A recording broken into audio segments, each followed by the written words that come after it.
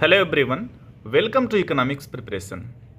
अभी कुछ ही दिन पहले की बात है, मैं लाल सर के यहाँ गया था और आप सबने उसकी फ़ोटो भी देखी होगी चैनल पे। तो सर के द्वारा आशीर्वाद रूप में 2 पुस्तकें प्राप्त हुई थी।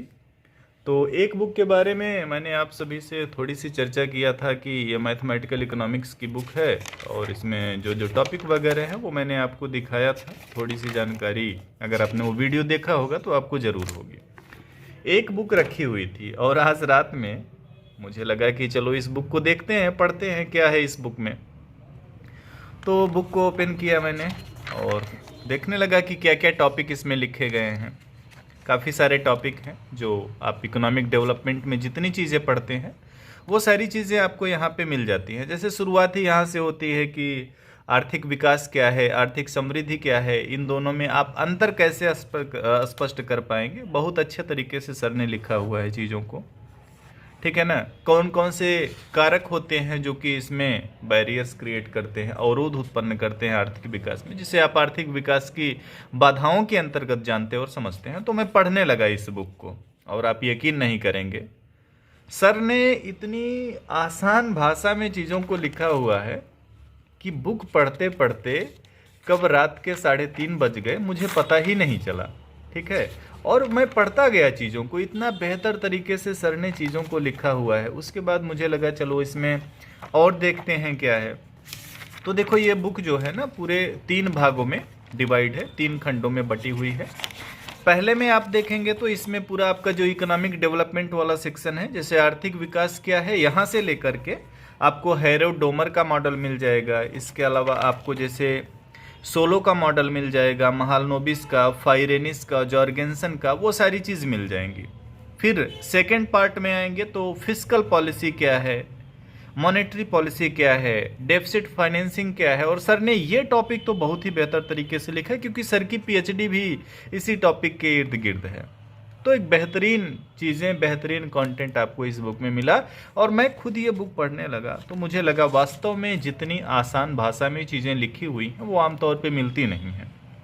इसमें जो आपका 3rd सेक्शन है, खंड 3 है, उसमें फिर प्लानिंग आ जाती है। और बहुत दिन से अच्छा आप देखते होंगे जैसे पीजीटी वगैरह में प्लानिंग कमीशन से 2-3 सवाल हर जगह की पीजीटी में आते हैं और अक्सर वो सवाल गलत हो जाते हैं। तो मेरे मन में आया, रात की कहानी बता रहा हूँ बिल्कुल ईमानदारी से, कि मेरे मन में आया कि चलो देखते हैं कि इस प्लानिंग कमीशन में कैसे और क्या क्या चीज़ें लिखी हुई है। उसके बाद फिर क्या मैं पहुँचा और यहाँ से फिर मैंने इसमें ये आपका 2nd सेक्शन हो गया जो मैं आपको कह रहा था कि फिस्कल पॉलिसी वगैरह जहाँ से है। और 3rd सेक्शन आपका, अच्छा इसमें इन्वायरमेंटल इकोनॉमिक्स भी सर ने जोड़ रखा है, पर्यावरणीय अर्थशास्त्र, यहाँ से आप देख सकते हैं, है ना। तो ये चीज़ें आपको यूजीसी नेट में भी हेल्प करेंगे। पूरा इकोनॉमिक डेवलपमेंट का मॉडल है, पेरिस जलवायु समझौता, ये चीज़ें आपको पढ़नी चाहिए अगर आप इकोनॉमिक्स के स्टूडेंट हैं तो।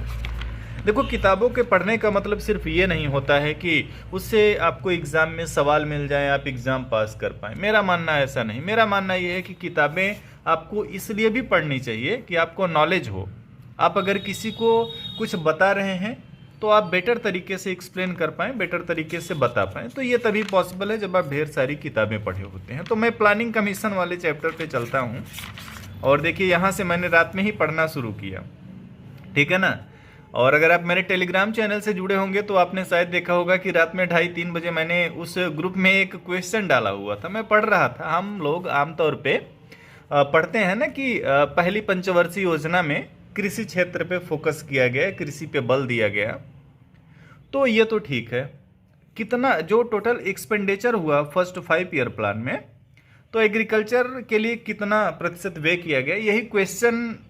अब जब ये चीज़ें मैंने पढ़ा यहाँ पे 44% आप देख सकते हैं, तुरंत मेरे माइंड में आया कि चलो एक क्वेश्चन बना के डालते हैं अपने टेलीग्राम ग्रुप में और देखते हैं कि कितने लोग इसका सही जवाब करते हैं।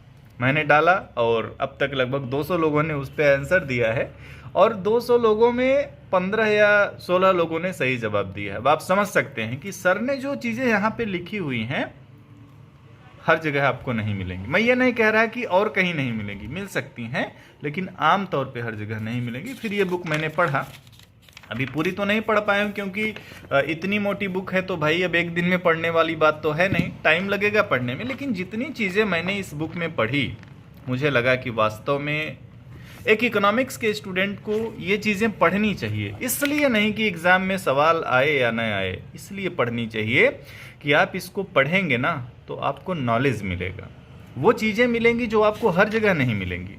ठीक है, मैं 3rd 5 ईयर प्लान में पहुंचा, 4th में अभी ये मेरा बचा हुआ है क्योंकि फिर नींद आ गई तो सो भी गया था। तो रिकमेंड करूँगा कि आपको ये बुक पढ़नी चाहिए। और जो लोग इच्छुक हों खरीदेंगे कैसे, एक तो देखो अमेज़न पे मिल जाती है, और उससे बेटर ऑप्शन ये है कि यहाँ पे मैं अंडरलाइन करके बता दे रहा हूँ, लाल सर का ये पर्सनल व्हाट्सएप नंबर है और ये पर्सनल उनका कॉन्टैक्ट नंबर है कॉलिंग के लिए। तो आप इस पे व्हाट्सएप करके बुक की जानकारी ले सकते हैं कि आप तक ये कैसे पहुँच सकती है, क्या प्रोसेस है, सारी चीज़ आपको वहाँ से पता चल जाएगी। पढ़ना चाहिए आपको ये ज़रूर बुक, ये मेरा रिकमेंडेशन है आप सभी के लिए। एक बार पढ़ेंगे ना तो आपको लगेगा कि इकोनॉमिक्स में आपने काफ़ी कुछ जाना है और समझा है, बहुत सारे टॉपिक यहाँ पे हैं। ठीक है ना, काफ़ी चीज़ें आपको एक ही बुक में मिल जाती हैं। अनएम्प्लॉयमेंट मिल जाएगा, ठीक है, ह्यूमन डेवलपमेंट वगैरह ठीक से पढ़ लेंगे, पॉवर्टी पढ़ लेंगे, नीति आयोग पढ़ लेंगे। इसके अलावा जैसे योजना आयोग वगैरह हो गया, अब इसके पहले जैसे कितने प्रकार की योजनाएं होती थी, टाइप्स, टेक्निक्स, वो सारी चीज़ें, तो काफ़ी कुछ एक ही बुक में आपको मिल जाता है पढ़ने के लिए। ये आपके ऊपर डिपेंड करेगा कि आप इसको पढ़ेंगे या नहीं पढ़ेंगे, बट मैं रिकमेंड करूंगा कि ये बुक आपको ज़रूर पढ़नी चाहिए। दूसरा, जैसे स्टैटिक्स वाले बुक के बारे में मैंने आप सभी को बताया था पहले भी कि इसमें देखो एफर्ट किया गया है, और स्पेशली एफर्ट किया गया है। जैसे यूजीसी नेट में आजकल मैथमेटिकल इकोनॉमिक्स के सवाल आते हैं, तो इसमें वो सारे क्वेश्चन भी एक्सप्लेन किए गए हैं, आप देख सकते हैं यहाँ से, है ना। ये देखिए कुछ क्वेश्चन, अब ये जो भी क्वेश्चन है उनका एक्सप्लेनेशन किया गया है। तो मेरा मानना ये है ना कि आप जितनी किताबें पढ़ें ना उतना बेहतर होता है, क्योंकि हर किताब में कुछ ना कुछ आपको नया ज़रूर मिलता है। पहले ऐसा माना जाता था, लोग कहते थे कि एक ही किताब को आप 10 बार पढ़िए, 10 किताब पढ़ने से बेटर।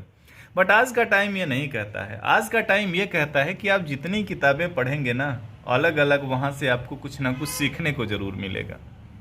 तो यही बातें हैं जो मैं आप सभी से करना चाहता था, क्योंकि मुझे लगा पर्सनली ये बुक जब मैं आज रात में पढ़ने बैठा तो मुझे लगा कि हाँ, इस बुक में कुछ तो वो बात है जो और बुक से इस बुक को अलग करती है।